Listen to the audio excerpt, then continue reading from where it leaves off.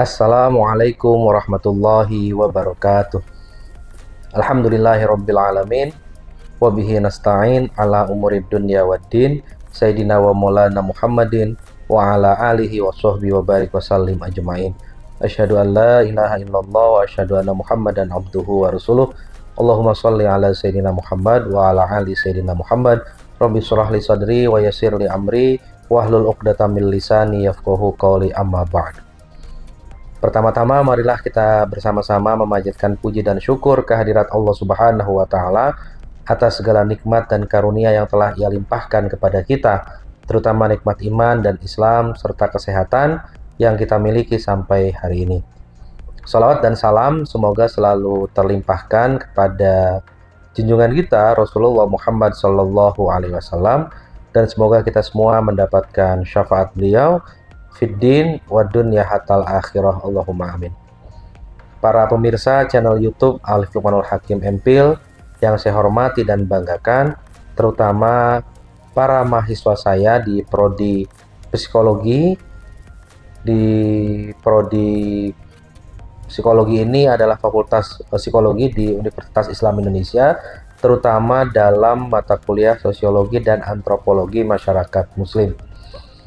Tema yang akan kita bahas pada hari ini, pada kesempatan ini, berkesesuaian dengan apa yang sudah saya sampaikan dalam RPS, Rencana Pembelajaran Semester, yang sudah Anda pegang masing-masing, dan kemudian ini adalah materi di pertemuan keempat, seperti itu, yang bicara tentang agama dan masyarakat, dalam, sekali lagi, mata kuliah Sosiologi dan Antropologi Masyarakat Muslim.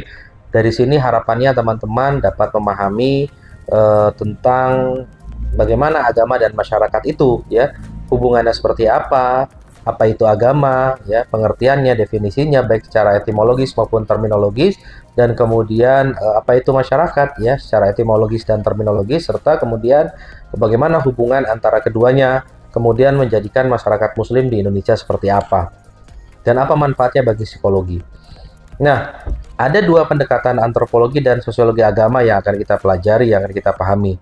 Ya, pendekatan antropologi yang pertama adalah pendekatan antropologis, yaitu sebuah upaya atau pendekatan untuk memahami agama dengan cara melihat wujud keagamaan yang tumbuh dan berkembang dalam masyarakat yang dikaji.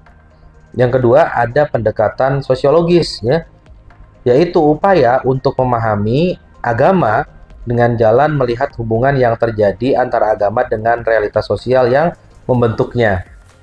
Coba kita lihat sekali lagi teman-teman, pendekatan antropologis itu upaya memahami agama dengan cara melihat wujud keagamaannya, ya, bagaimana wujud keagamaannya, bagaimana masyarakat beragama yang tumbuh dan berkembang dalam masyarakat.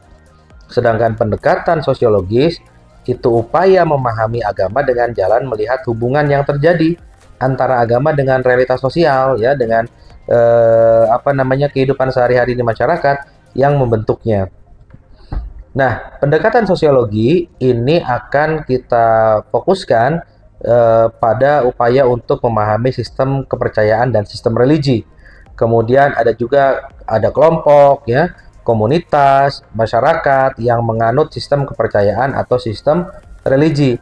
Kemudian ada pemimpin dan umat. Kemudian makanya ada strata sosial di sana. Kemudian ada ritual bersama dan individu. Kemudian ada atribut bersama, ya, yang itu membangun kolektivitas, dan juga atribut yang individualis. Kemudian ada juga tempat melakukan ritual.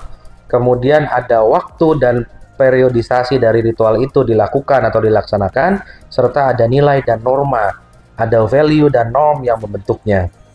Nah, pendekatan sosiologi ini ketika kita mencoba nanti akan membahas tentang sistem kepercayaannya, sistem religinya, ada kelompok yang akan kita bahas, ya, komunitasnya seperti apa, masyarakat yang menganut sistem kepercayaan atau sistem religi itu bagaimana, ada pemimpin dan umat yang menghadirkan, memunculkan strata sosial, ada ritual bersama, ada ritual individu, ya, ada atribut bersama, ada atribut kolektif, ya, atau atribut bersama, dan juga atribut individual, serta tempat melakukan ritualnya seperti apa, waktu dan periodisasinya seperti apa, serta ada nilai dan norma yang membentuknya.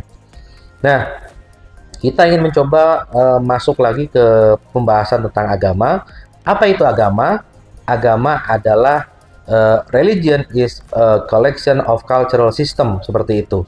Belief system and worldview yang itu established, ya, simbol yang established, dan juga relate, berhubungan dengan spiritualitas dan kemanusiaan, serta sesekali juga pada moral value. Jadi agama itu sebuah sistem kultur, sistem budaya yang apa namanya, dipahami dalam satu waktu, kumpulan sistem budaya yang dipahami, ya, seperti itu. Sistem kepercayaan atau belief system, dan juga pandangan hidup yang itu nampak mapan dalam simbol-simbol yang berhubungan dengan kemanusiaan dan juga spiritualitas. Kemudian agama juga adalah sebuah apa namanya, kalau kita terjemahkan secara lebih detail, adalah sebuah koleksi yang terorganisasi dari kepercayaan, sistem budaya, dan pandangan dunia yang menghubungkan manusia dengan tatanan atau perintah dari kehidupan.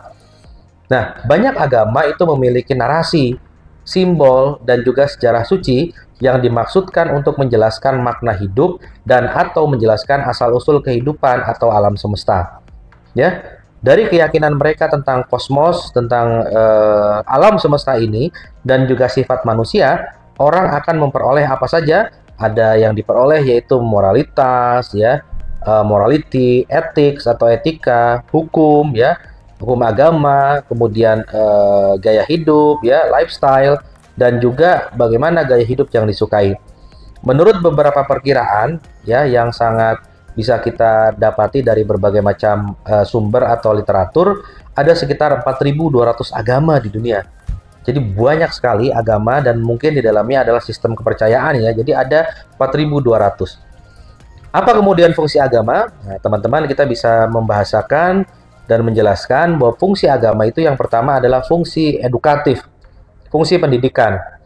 Ajaran agama itu secara yuridis atau secara hukum berfungsi untuk menyuruh, ya, memerintah, mengajak, dan melarang yang harus dipatuhi agar pribadi penganutnya menjadi baik dan benar, dan terbiasa dengan yang baik dan yang benar menurut ajaran agama masing-masing.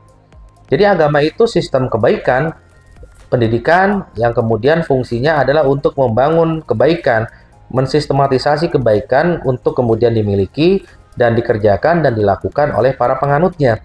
Jadi secara fungsi pendidikan, agama itu sangat edukatif, ya, menjadikan masyarakat tahu yang baik dan tahu yang buruk. Kemudian akan menjalankan segala perintah yang baik dan menjauhi segala larangan yang buruk. Dalam agama Islam misalnya menjadikan orang itu muttaqin, orang menjadi orang yang bertakwa, menjalankan segala perintah Allah dan menjauhi segala larangan Allah, seperti itu. Dengan diedukasi dulu lewat apa? Lewat wahyu, ya, lewat hadis, lewat ijma, qiyas ulama, ya, oleh syariah, seperti itu. Kemudian yang kedua, agama itu punya fungsi sebagai fungsi penyelamat atau jalan keselamatan.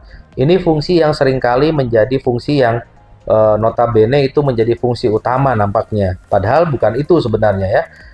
Dimanapun manusia berada, dia akan selalu menginginkan dirinya selamat, ya, seperti itu. Dan keselamatan yang diberikan oleh agama meliputi kehidupan keselamatannya di dunia dan di akhirat.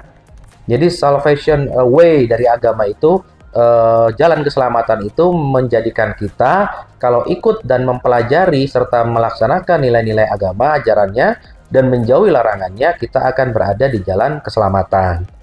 Ya, fungsi agama dalam masyarakat juga ada, teman-teman. Yang pertama, fungsi perdamaian. Melalui tuntunan agama, seseorang atau kelompok atau orang yang bersalah atau berdosa itu akan mencapai kedamaian batin dan perdamaian dengan diri sendiri, semesta, dan juga Allah. Tentu dia atau mereka harus bertaubat dan mengubah cara hidup. Jadi ini fungsi perdamaian dengan diri sendiri dan juga dengan Tuhan. Bahwa kemudian dengan taubatan nasuha, dengan bertobat dan sebagainya, itu akan mencapai kedamaian batin dan juga perdamaian dengan diri sendiri, dengan sesama, dengan semesta, dengan Allah Subhanahu wa Ta'ala. Tentu mereka harus bertobat dan mengubah cara hidup. Kemudian fungsi agama yang berikutnya adalah fungsi kontrol sosial atau social control, seperti itu. Apa maksudnya? Ajaran agama itu membentuk penganutnya akan makin peka. Sekali lagi, akan makin peka terhadap masalah-masalah sosial seperti kemaksiatan, kemiskinan, keadilan, kesejahteraan, dan kemanusiaan. Kepekaan ini juga mendorong untuk tidak bisa berdiam diri menyaksikan kebatilan yang merasuki sistem kehidupan yang ada. Jadi fungsi kontrol sosial ini juga menjadikan manusia itu tidak asosial seharusnya, tapi menjadi manusia, umat beragama yang kemudian dimensi sosialnya, dimensi akhlak sosialnya itu baik. Jadi dia tidak hanya mengedepankan atau mementingkan hubungan vertikal dengan Tuhan ke atas ya, ibadah semata yang vertikal sifatnya, tapi kemudian dia berusaha untuk mewujudkan dirinya sebagai khalifah Tuhan di bumi yang juga sekaligus sebagai upaya menajamkan dimensi sosialnya. Jadi tidak asosial dan malah makin sosial kepada masyarakat ya. Itu yang ada. Agar apa? Agar bisa menyelesaikan masalah-masalah sosial seperti kemaksiatan, kemiskinan, ketidakadilan, mengedepankan upaya mencapai kesejahteraan dan juga memanusiakan manusia yang lain. Nah, sekali lagi saya jelaskan di sini, kepekaan ini juga mendorong untuk tidak bisa berdiam dirinya kita menyaksikan kebatilan atau hal yang tidak baik yang merasuki sistem kehidupan yang ada. Ada juga fungsi agama dalam masyarakat yang berikutnya, yaitu fungsi pemupuk rasa solidaritas.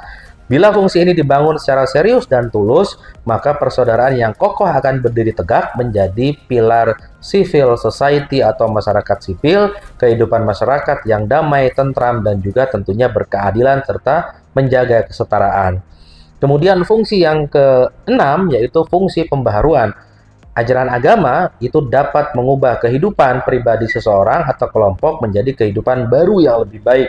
Dengan fungsi ini, seharusnya agama terus-menerus menjadi agen perubahan, basis-basis nilai dan moral bagi kehidupan masyarakat, berbangsa, dan bernegara.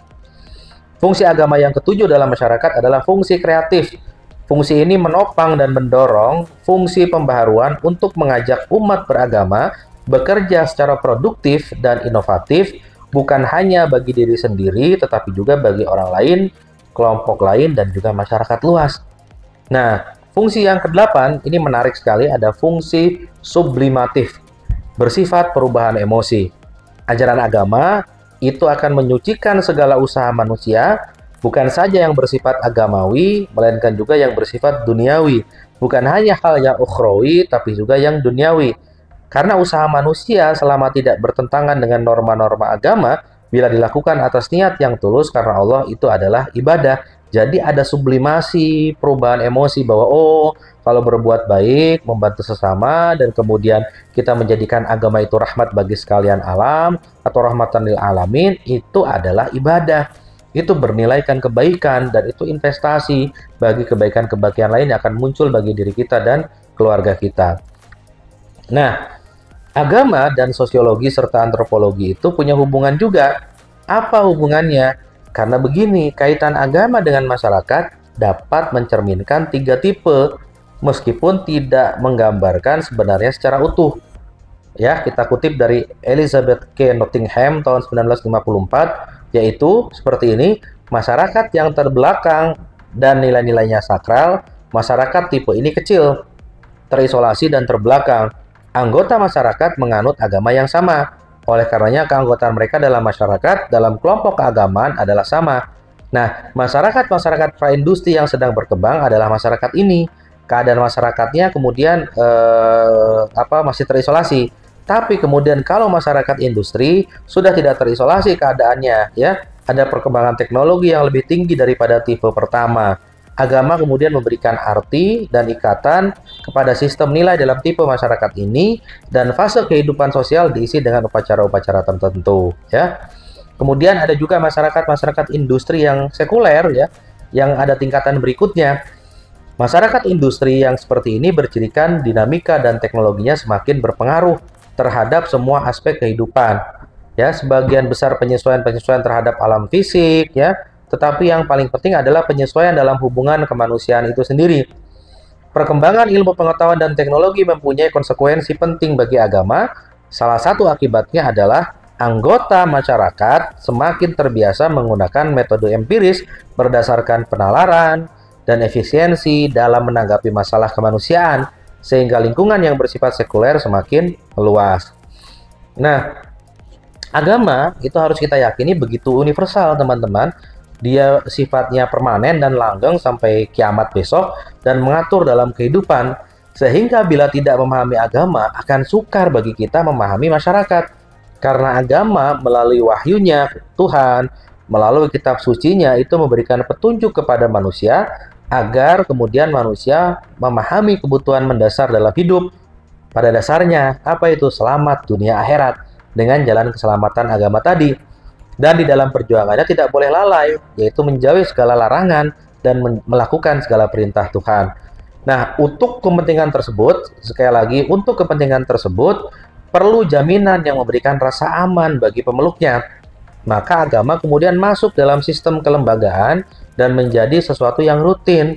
Agama menjadi salah satu aspek kehidupan manusia yang itu masuk dalam semua aspek kelompok sosial, dan kemudian merupakan fenomena yang menyebar, mulai dari bentuk perkumpulan manusia, keluarga, kelompok kerja, kelompok di masyarakat yang lebih luas, dan dalam hal-hal penting yang bersifat keagamaan, kemudian pengikutnya itu betul-betul menjadikan nilai agama sebagai basis dalam kehidupan tadi, kelompok, masyarakat, sosial, dan kelompok yang lebih besar. Oleh karena itu, ada juga proses pelembagaan agama. Agama menjadi salah satu aspek kehidupan semua kelompok sosial dan merupakan fenomena yang menyebar mulai dari bentuk perkumpulan manusia, kelompok kerja, keluarga, yang dalam beberapa hal itu bersifat keagamaan. Makanya kemudian muncul organisasi keagamaan, ormas-ormas seperti NU, Muhammadiyah, Persatuan Islam atau Persis, ya, yang semua terbentuk dari pengalaman agama yang tokohnya harismatik. Kemudian menjadi organisasi keagamaan yang terlembaga, kemudian membangun dan berkembang pola ibadah, pola hubungan sosial antar masyarakat, pola pembentukan sekolahnya, pesantrennya, pembangunan karakter di masyarakat, dan sebagainya. Dan tampilnya organisasi agama di masa saat ini yang diawali dahulu itu akan berakibat kepada kedalaman pemahaman beragama, ya, dan juga mengimbangi perkembangan masyarakat dalam hal alokasi fungsi, fasilitas, produksi, pendidikan, dan sebagainya. Kenapa? Karena NU punya pesantren, NU punya sekolah umum, Muhammadiyah punya sekolah umum, punya pesantren, Persis juga seperti itu, Al-Wasriyah seperti itu, ya.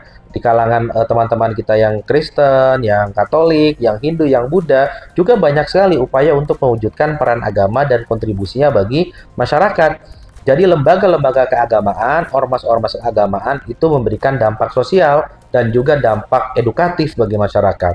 Nah, oleh karena itu, kita bisa melihat juga sebetulnya agama itu punya faktor konflik di masyarakat, ya. Tapi kemudian faktor konflik ini harus bisa kita kelola, harus kita bisa manage untuk kemudian tidak menjadi permusuhan. Dari permusuhan jadi perpecahan, kemudian jadi kita tercerai-berai. Dengan cara apa? Menjadikan agama itu nilai-nilai profetiknya, nilai-nilai kekudusannya, nilai-nilai kesuciannya itu kemudian terimplementasi dalam keseharian. Peraturan perundang-undangan dibuat dan dibentuk tidak meninggalkan nilai-nilai agama seperti keadilan, kejujuran, ya, kesamarataan, keselarasan, keseimbangan, dan sebagainya. Jadi betul-betul peraturan perundang-undangan itu dihiasi, dijiwai oleh nilai-nilai keagamaan.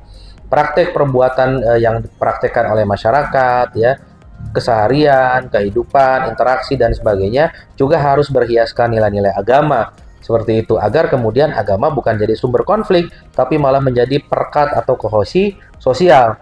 Jangan sampai kemudian terulang masalah tafsir agama yang berbeda, begitu mudah satu orang kemudian mengkafirkan yang lain, yang berbeda dengan dirinya ada kafir, yang kafir itu tidak boleh ada. Makanya banyak tindakan-tindakan kekerasan berdalih agama, itu merasa dirinya paling hebat dan yang lain mesti salah.